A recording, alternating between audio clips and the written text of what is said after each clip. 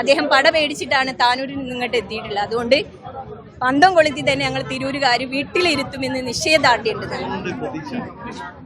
തിരൂരിന്റെ മണ്ണ് അത് ശരിക്കും പറഞ്ഞാൽ കുറുക്കോളി മൊയ്തീൻ സാഹിബിനുള്ളത് തന്നെയാണ്. ജനാധിപത്യത്തിന് മേലെ ഒരു പണത്തിന് മൂല്യമില്ല എന്ന് ഉറക്കെ പറഞ്ഞുകൊണ്ട് ജനസാഗരമായിട്ട് ഞങ്ങൾ UDFന്റെ ലേഡീസ് വിങ് ഇന്നിവിടെ ഒരു ജനസാഗരം തന്നെ തീർത്തിരിക്കുകയാണ്.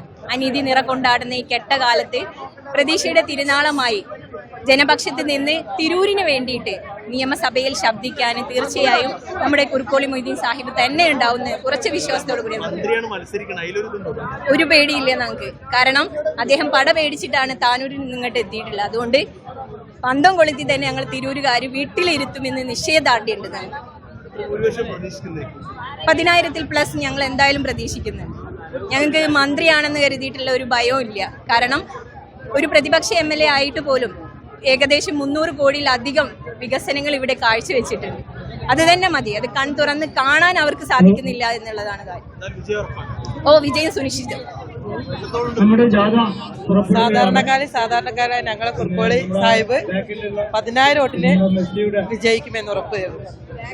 15 കോടി മുടക്കി വന്ന അബ്ദുറഹ്മാൻ മാമനെ ഏത് മാമൻ വന്നാലും ഞങ്ങളെ സാധാരണനായ കുറുക്കോളി മൊയ്തീൻ സാഹിബ് വൻ ഭൂരിപക്ഷത്തിൽ ജയിക്കുമെന്ന് ഉറപ്പ് തരുന്നു.